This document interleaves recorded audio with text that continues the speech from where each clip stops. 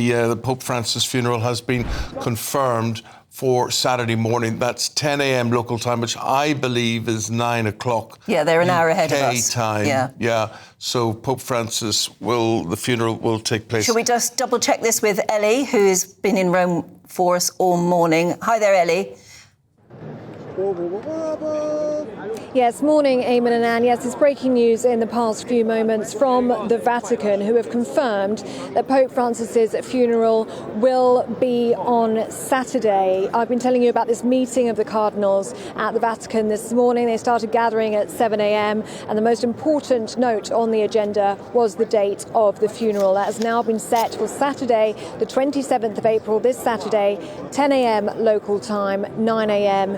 UK time. And they also expressed in that statement that this officially begins that 9-day mourning period. So we know that the funeral will take place on Saturday. We also know that it is going to be funded by a private benefactor, not the Vatican. This was organised by Pope Francis himself in the year before he died. So that breaking news in the past few moments, the Vatican has confirmed Pope Francis' funeral will be on Saturday.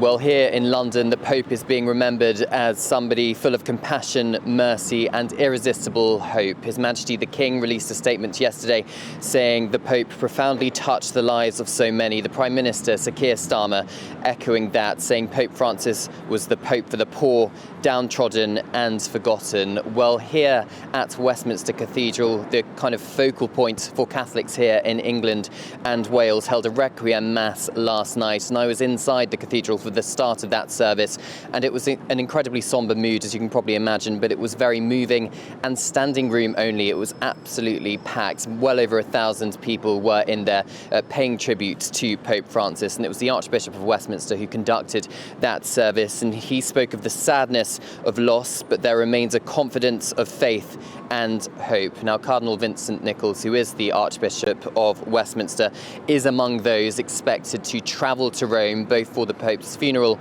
but also for conclave to elect his successor. Now, currently within the United Kingdom and indeed Ireland, there are 5 cardinals, but only 3 are eligible to vote. Cardinal Nichols, Cardinal Timothy Radcliffe, and Rome-based Cardinal Arthur Roach, and that is because they are under the age of 80. And I will allow Dougie Beattie, our Northern Ireland reporter, to tell you what that means for Northern Ireland in particular. But turning now to British representation at the funeral, we are expecting members of the royal family, at least one member of the royal family, to travel to Rome for that funeral. Across the Atlantic, President Donald Trump has said that he and his wife, First Lady Melania Trump, are expected to also travel to the funeral to Rome.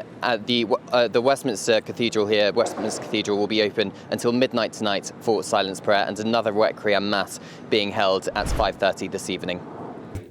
Good to see you, Eamon. Good to see you. Yeah. Thanks, your husband. Glad to see you looking so well, and Anne too.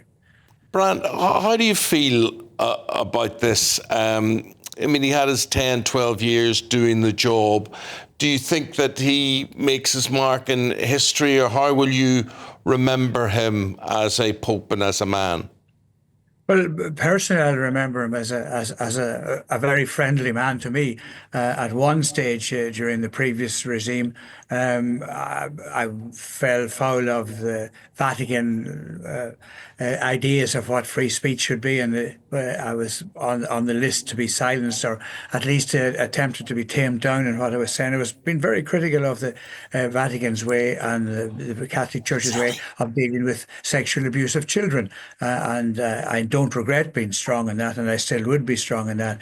But the coming of Francis, when Francis came very shortly afterwards, after about 3 weeks of the new Pope was saying exactly what I was saying. So I felt very much affirmed and confirmed by that. And so he holds a special place in my heart.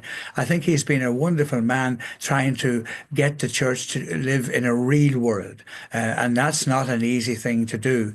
He has had great opposition in his life, mainly from the clerical church and from the more conservative church. But he is a man who is very much based on the Christ of the gospel. He tried to be that, the man who was held his views and certainly held the line on moral principles, but he didn't say that we have to be perfect to be a member of the church. He understood that being a perfect moral capacity was one thing, but that most of us are human beings struggling as best we can in a difficult world to be a little less imperfect than we used to be. And that is exactly what the kind of pastoral pope that he was. And for me, he's been quite unique, probably in my lifetime now. We were ordained actually within a week of each other. He was ordained on the 13th of December 1969. I was ordained on the 20th of December 1969. So we're very much contemporaneous in the priesthood, 55 years each in the priesthood. And we have seen so many things. We've seen the Vatican Council. We have seen the church being a very powerful image. Then we saw sex abuse and other things coming through and destroying not only our Catholic Church, but other churches as well, and other institutions indeed as well.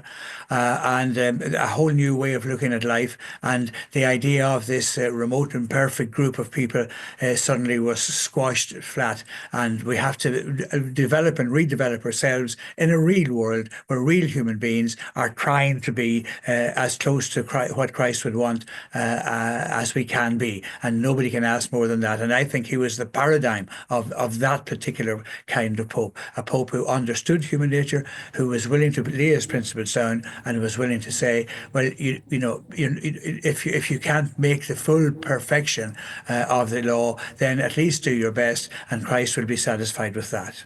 Can I ask you first, just for your reaction to the terrible news yesterday that Pope Francis had died and the shock that everybody is feeling?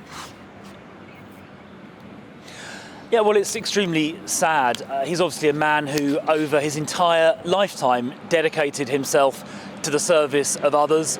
And I think not just Catholics or indeed Christians, but I think people across the whole world of all faiths will feel deeply his loss as a spiritual leader of real stature.